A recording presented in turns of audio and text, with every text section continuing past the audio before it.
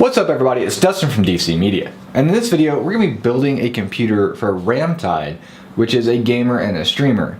Now he's a small time guy, but he's one of my personal friends here locally, and his old computer was having some issues as far as the chipset on another motherboard. His case didn't support having SLI with, it supported it technically, but he couldn't get a lot of ventilation, so he's having some temperature issues.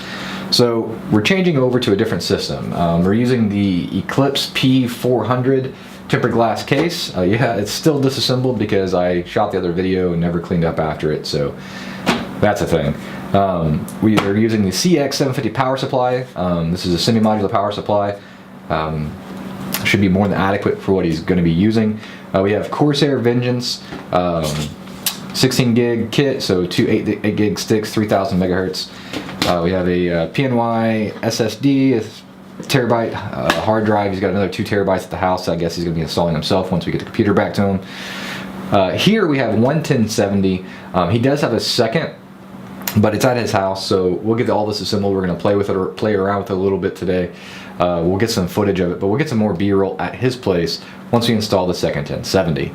And we also have the Asus Prime Z270A motherboard. Obviously this is replacing the other motherboard that he had some issues with the chipset on. So hopefully we get all this assembled today and it works out pretty good. Now we're also going to be reusing a 7700K as well as a Thermaltake 240 radiator setup for a closed liquid cooler. Now we don't know if the Thermaltake all-in-one is still in good shape after everything it went through in the other build. So you might see in this video where we're installing it and then randomly it switches out, we're installing something different. It just depends on if that one is going to adequately cool or if we're going to have complications and issues with it. We're aware that there could potentially be some setbacks, so we're prepared for that in case it happens. But other than that, let's go ahead and get along with this build, and I'll see you guys, I guess, after it's completed.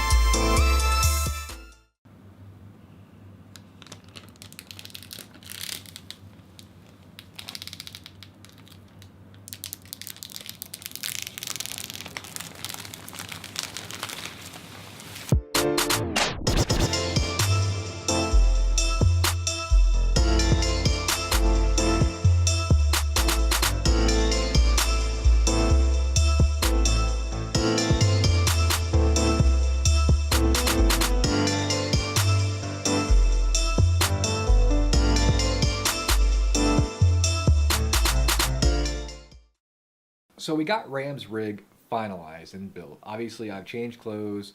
It's a different day. Changed a couple things on it here and there. And unfortunately, when I was building it, the battery died once. The memory card filled up. So you guys missed some things like installing the LED, which is just right here across the top. It's literally just a cable that runs to the back. There's a plug for it. And it plugs into the case. It's provided by the case. So it's provided by Fantex. It is RGB. We'll have some B-roll cycling through the colors later on, but overall, I think the case looks really good. I like the way it looks. I like the way it kind of flows.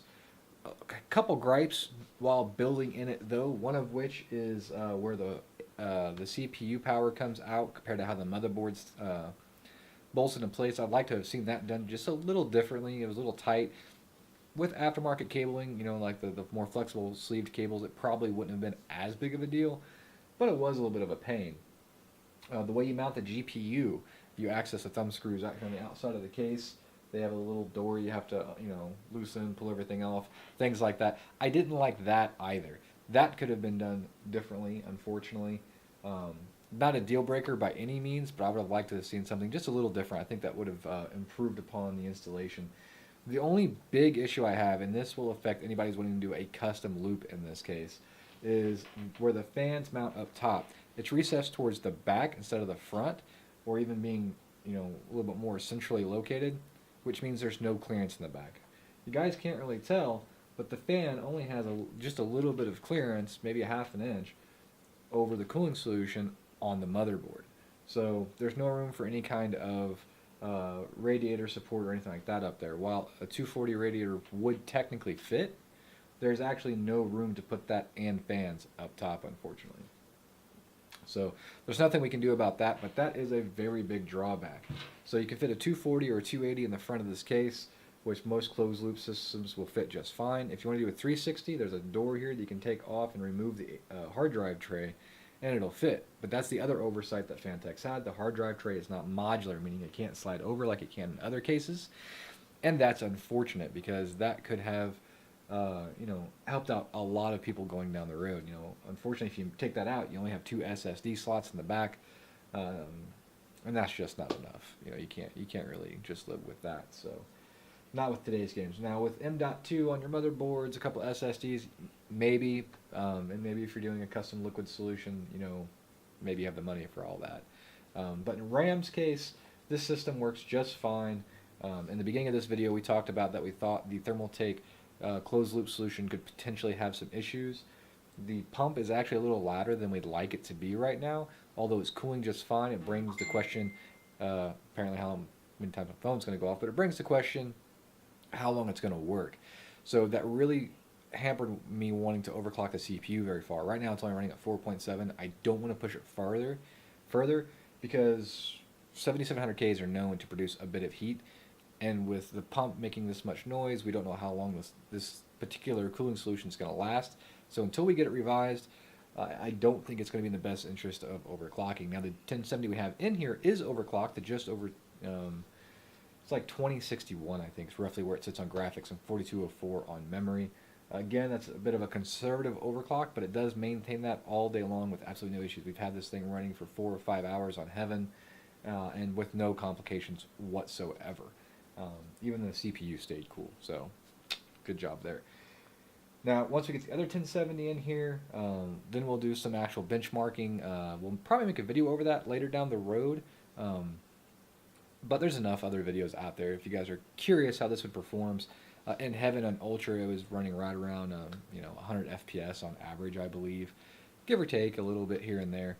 We'll have to see what it's like running 2 1070s to give you a better conclusion on what we think about this particular build. I don't know what direction he's going to go with in the future, but suffice it to say that I think this will definitely handle what he's doing now, which is basically playing a handful of first-person shooter games, and then he's got a secondary rig for streaming, so there'll be no taxing on this system as far as streaming is concerned. So thank you guys for watching. Be sure to go check out his Twitch, which will be linked in the comment section below, as well as his YouTube. His name's RAMTEIDisKING on both. He's also in our Discord channel, and he has his own area in there. We game in there not quite every night, but pretty close. There's almost always someone online, so be sure to link in the description below for the Discord as well. Be sure to come in and check it out. and look forward to seeing you guys in the next video. Thanks.